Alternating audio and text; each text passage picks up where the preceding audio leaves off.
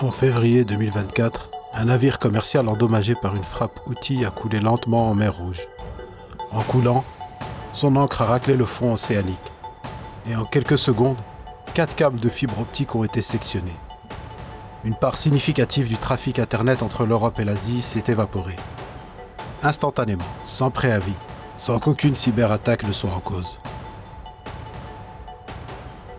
Pas à cause d'un satellite piraté, à cause d'une ancre rouillée. Voici quelques chiffres à garder en tête. 99%.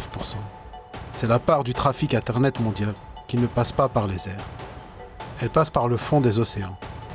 1 600 000 km de câbles en fibre optique, posés là depuis des décennies, d'une épaisseur équivalente à un tuyau d'arrosage. 10 000 milliards de dollars de transactions financières traversent ces câbles chaque jour. Et une poignée d'entreprises seulement contrôlent la quasi-totalité de leur fabrication mondiale. Ce marché n'existe presque pas dans les débats publics. Pourtant, il structure tout. Dans Digital Architect, on cartographie les infrastructures du pouvoir avant qu'elles n'entrent dans les radars médiatiques. Un abonnement, un like ou 5 étoiles sur votre plateforme envoie un signal clair à l'algorithme. La profondeur a de la valeur.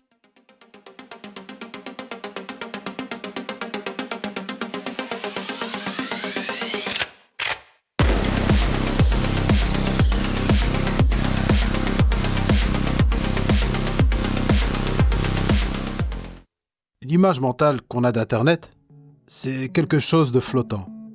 Des satellites, des ondes, un nuage. Le cloud lui-même a été nommé comme ça pour le suggérer. Quelque chose d'immatériel, d'aérien, presque poétique. La réalité ressemble à ça. Des câbles de la taille d'un poignet, posés sur le plancher océanique, soumis à une pression 300 fois supérieure à la pression atmosphérique, côtoyant des zones sismiques. Depuis les premiers câbles télégraphiques transatlantiques posés en 1858 jusqu'au mégasystème actuel, le principe est identique. On tire un fil au fond de l'eau. Tout le reste n'est que sophistication. Aujourd'hui, en 2026, plus de 600 systèmes de câbles sous-marins maillent le globe. Environ 1,6 million de kilomètres au total. Les satellites gèrent autour de 1% du trafic intercontinental, en raison de leur latence et de leur coût, et de leur capacité limitée.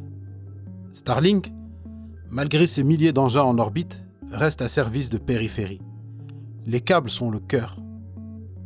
Et ces câbles suivent les corridors économiques de la planète. Les routes transatlantiques entre New York et Francfort, les routes transpacifiques entre Los Angeles et Tokyo, les routes indo-pacifiques dont la géographie est devenue le terrain de jeu d'une rivalité entre empires. La capacité a explosé. Les premiers câbles des années 90 offraient quelques gigabits par seconde. Le record mondial établi en 2025 par l'institut japonais NICT, 430 terabits par seconde sur un câble sous-marin, de quoi transmettre 5 millions de films en haute définition chaque seconde. Ces câbles ne sont plus des fils, ce sont des autoroutes d'information dont aucune voie terrestre ne peut approcher la capacité. Et une autoroute se coupe. Chaque année, environ 200 pannes de câbles sous-marins sont recensées à travers le monde. 86% ont une cause banale, des filets de pêche, des ancres de cargo mal larguées, des chaluts qui raclent le fond. La grande peur géopolitique du sabotage ne représente statistiquement que quelques pourcents des incidents. C'est un chiffre que rappelle régulièrement l'Union internationale des télécommunications. Parce que la confusion entre vulnérabilité géopolitique et vulnérabilité réelle est elle-même un instrument géopolitique. Ce qui ne veut pas dire que les sabotages n'existent pas. Ils existent, et depuis 2024, il est sorti des manuels de stratégie pour entrer dans les actualités. Revenons à la mer Rouge. L'incident du Rubimar en février 2024 n'est qu'un exemple parmi tant d'autres. La zone du Bab el-Mandeb, cet endroit entre le Yémen et Djibouti, est un choke point critique. Des dizaines de câbles s'y concentrent dans un corridor maritime ultra saturé, sous menace constante des conflits régionaux. Quand les navires de réparation doivent traverser une zone de guerre active, les pannes s'allongent. Le temps moyen de réparation est passé de 32 jours en 2015 à 40 jours aujourd'hui. Et la flotte mondiale de navires câbliers vieillit sans être remplacée. 2/3 des navires de maintenance atteindront leur fin de vie d'ici 2040. Alors que la demande va tripler sur la même période. pour renouveler cette flotte, 3 milliards de dollars. Personne ne les a encore trouvés.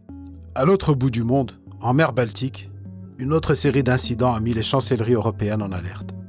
Entre novembre 2024 et janvier 2025, 4 câbles ont été sectionnés en quelques semaines. Le Sea Lion 1 entre la Finlande et l'Allemagne, le BCS East-West entre la Lituanie et la Suède, et un câble électrique entre la Finlande et l'Estonie, le soir de Noël. Les enquêtes ont pointé 2 navires, le Yi Peng 3 et le New Polar Bear, dont les ancres traînées sur le fond auraient causé les dommages. Les gouvernements nordiques et l'OTAN ont parlé de guerre hybride. Les preuves d'intentionnalité restent contestées. Ce qui ne l'est pas, la concentration de câbles dans un espace maritime étroit crée une vulnérabilité structurelle, quel qu'en soit l'auteur. C'est dans ce contexte qu'il devient essentiel de comprendre la bataille sino-américaine. À la fin 2024, HMN Tech était le 4e acteur mondial. Impliqué dans 16 projets actifs d'une valeur collective d'1,6 milliard de dollars, couvrant 27 pays dans la région Indo-Pacifique. Plus de 100 000 km de câbles posés dans plus de 70 pays. Et surtout, 2 projets qui incarnent la stratégie de Pékin. Le câble PEACE, pour Pakistan and East Africa Connecting Europe, 15 000 km, financé par la China Construction Bank, construit par HMN Tech, passant par le Kenya, Djibouti, l'Égypte, Chypre, pour atterrir à Marseille. Il est en service depuis 2022. Ce câble est la route la plus courte entre la Chine et l'Afrique de l'Est. Et son tracé n'est pas un hasard. Il suit exactement les corridors de la route de la soie numérique, la composante digitale de l'initiative Belt and Road. Puis il y a EMA, Europe, Middle East, Asia. Annoncé en 2023, 500 millions de dollars. Entièrement piloté par les 3 grands opérateurs télécoms d'État chinois. Pourquoi ? Parce que quelques mois plus tôt, Washington venait d'arracher à un consortium international le contrat d'un câble stratégique. Il y a aussi CMIWI 6, Singapour à Marseille. HMN Tech était en lice. Washington a mis en place une campagne de pression combinant menaces de sanctions, incitatifs financiers et avertissements diplomatiques ciblés. Le contrat a finalement été attribué à Subcom, l'entreprise américaine. Et China Telecom et China Mobile ont retiré leurs 20% de participation. La réponse de Pékin ? Construire son propre câble, concurrent, sur le même corridor. En parallèle de cette stratégie étatique, une autre transformation est en cours, moins visible, peut-être encore plus structurante. Les câbles sous-marins ne sont plus des propriétés d'opérateurs télécoms. Depuis le milieu des années 2010, Google, Meta, Amazon et Microsoft représentent désormais environ 50% du marché mondial des câbles, contre une part négligeable il y a 10 ans encore. Google gère plus de 33 routes de câbles. Et en février 2025, Meta a annoncé le projet Project Waterworks, le câble sous-marin le plus long jamais construit, 50 000 km, 5 continents, budget 10 milliards de dollars, entièrement détenu par Meta, une première pour l'entreprise. Ce n'est plus de l'infrastructure, c'est de la territorialité. Mais qui dit contrôle de l'infrastructure, dit aussi accès aux données. Et sur ce point, l'histoire a déjà tranché, dans un sens qui devrait gêner tout le monde, quelles que soient ses sympathies géopolitiques. En 2013, Edward Snowden a livré au monde une liste, 62 câbles sous-marins tapés par la NSA américaine et son équivalent britannique, le GCHQ. Pas par les hackers, par les agences de renseignement des démocraties libérales. Le programme britannique s'appelait Tempora. Il permettait de capturer et stocker les métadonnées de toutes les communications transitant par les câbles de fibre optique pendant 30 jours. Les câbles tapés avaient des noms de code. Remedy, pour ceux de l'opérateur BT. Gérantic, pour ceux de Vodafone. Une base d'interception secrète à Sib, en Oman, captait tout ce qui transitait par le détroit d'Ormuz. Le GCHQ et la NSA avaient payé plus de 20 millions de livres sterling à des opérateurs télécoms pour obtenir ces accès. 20 millions de livres publics dépensés pour écouter les communications mondiales. Légalement, selon leurs cadres juridiques nationaux évidemment. C'est ce contexte que la Chine utilise pour justifier sa propre stratégie de câble souverain. Et ce contexte est réel, même si l'argument ne valide pas forcément les pratiques chinoises. Les deux choses peuvent être vraies en même temps. La surveillance occidentale a existé, est documentée et est une raison légitime pour d'autres États de vouloir des infrastructures alternatives. Et simultanément, les câbles posés par des acteurs structurellement liés à un État autoritaire présentent des risques spécifiques. Ce n'est pas une question de camp, c'est une question de système d'intérêt incompatible.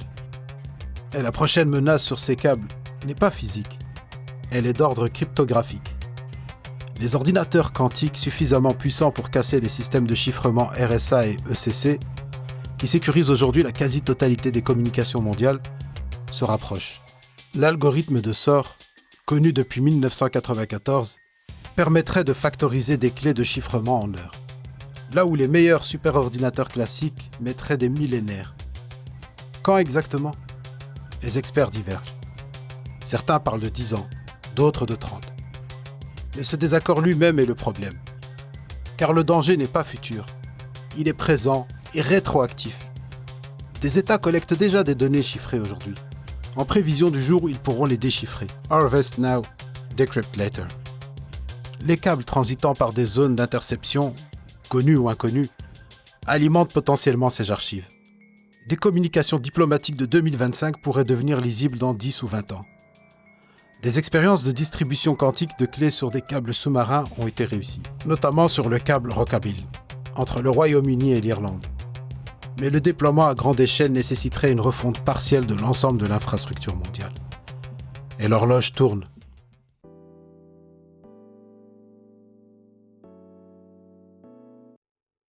Il y a un acteur de cette histoire que les récits habituels laissent systématiquement en arrière-plan.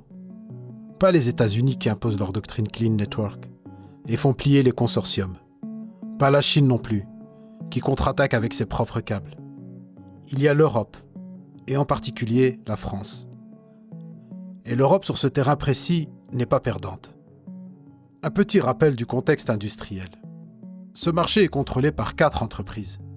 Subcom, l'américaine, NEC, la japonaise, HMN Tech, la chinoise, et Alcatel Submarine Networks, française.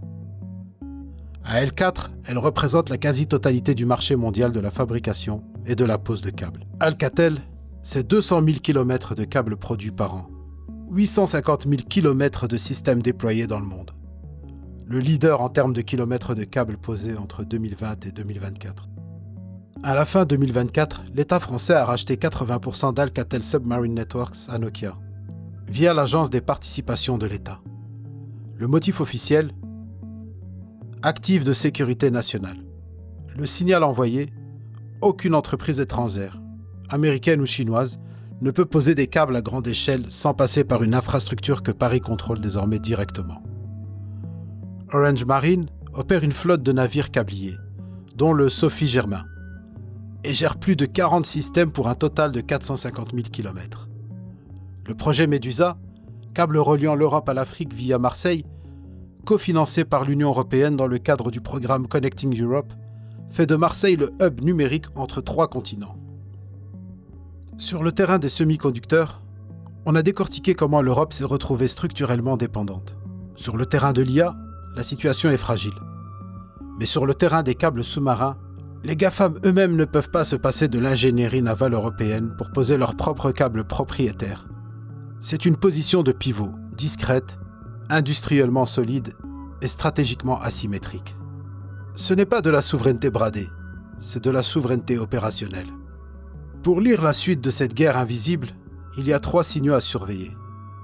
Le premier signal, les permis d'atterrissage. En 2025, la FCC a durci son cadre. Toute société liée à un adversaire étranger, défini comme la Chine, la Russie, l'Iran, la Corée du Nord, fait face à une présomption de refus sur toute demande de licence de câble aux États-Unis.